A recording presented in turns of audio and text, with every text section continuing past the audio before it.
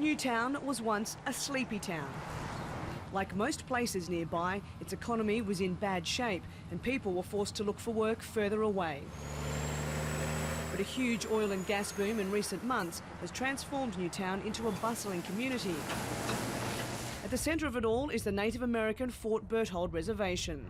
Accommodation is scarce. Many hotels in this area are fully booked for the next 2 to 3 years. We've got a population growth. We've got a lot of people coming back to the reservation to work and so on. So yeah, I do definitely see that. We see a lot more native-owned businesses opening up. But there are widespread concerns the development is too much too soon. Thousands of huge trucks rumble around the reservation, taking a toll on old roads. And traffic is only going to get worse, with predictions that oil production will triple in 2012. We're barely sustained in 100 oil wells now with 2,500 trucks. You add another 400 wells on top of that, you might as well add another 5,000 trucks on top of that. We will have more accidents. That's what I mean, it'll be a curse. The oil will run over us. No discussion, I'll call for the vote. Tex Hall is chairman of the 3 affiliated tribes of Fort Berthold. He's fighting both state and federal governments over the profits of the boom. The tribes and state government are supposed to evenly divide revenue from the oil and gas companies. But under the current tax agreement, the state has received $43.7 million, the tribe just $19.1 million, meaning less money to improve overstressed infrastructure.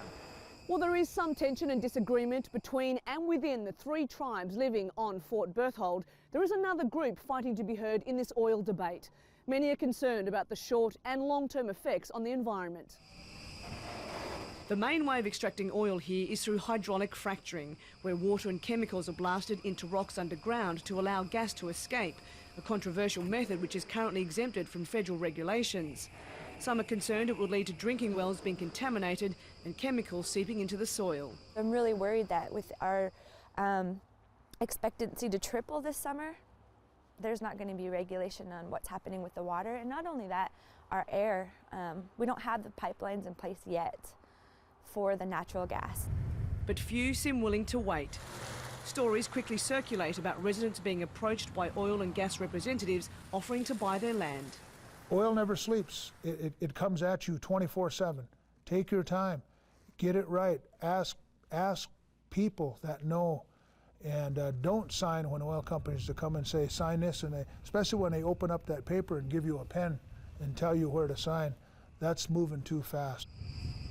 RJ Smith appreciates the immediate economic benefits, but isn't sure about the potential risks. My grandmother told me a story when she was a young girl. Her father and her were walking, my grandpa John Fredericks, and she saw oil coming out of the ground, and she said, "Dad, what is that?" And that's going to bring nothing but trouble. Communities across the state are still divided on how to reconcile the economic gains of today with a tribal responsibility to protect their land for tomorrow. Cath Turner, Al Jazeera, North Dakota.